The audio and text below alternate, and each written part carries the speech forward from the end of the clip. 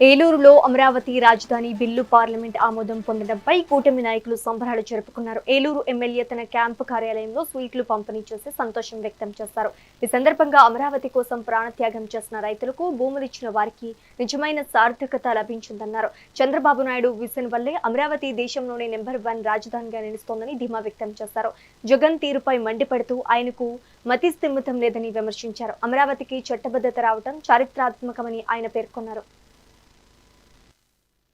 ఏదైతే ఆ రోజున 2014లో తెలుగుదేశం పార్టీ గెలిచిన తర్వాత రాజధాని నిర్మాణానికి అలాగే రాజధాని ప్రకటనకి చంద్రబాబు నాయుడు గారు ఏదైతే శివరామకృష్ణయ్య గారు కమిటీ సిఫారసుతో అమరావతిని రాజధానిగా ప్రకటించారో మరి అప్పుడు అందరూ కూడా మధ్యలో ఏదైతే రాజధాని అటు శ్రీకాకుళం నుంచి 12 జిల్లాలు ఇటు మళ్ళీ ఇటు గుంటూరు దగ్గర నుంచి అనంతపురం వరకు 12 జిల్లాలు మధ్యలో రాజధాని ఉంది. చక్కగా అందరూ కూడా ముక్త కంఠంతో ఈవెన్ వైసీపీ నాయకులు కూడా ఆ రోజున అందరూ కూడా అంగీకరించారు.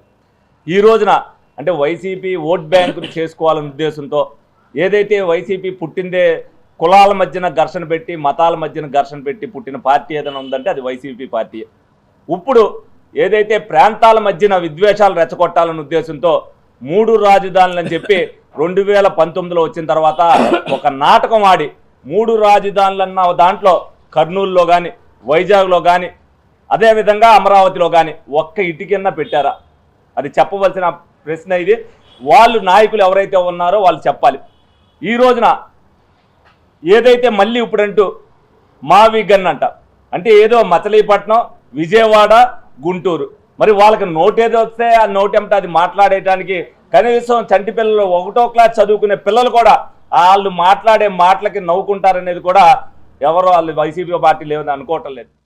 ఏదైతే ఆ రోజున 2014లో తెలుగుదేశం పార్టీ గెలిచిన తర్వాత రాజధాని నిర్మాణానికి అలాగే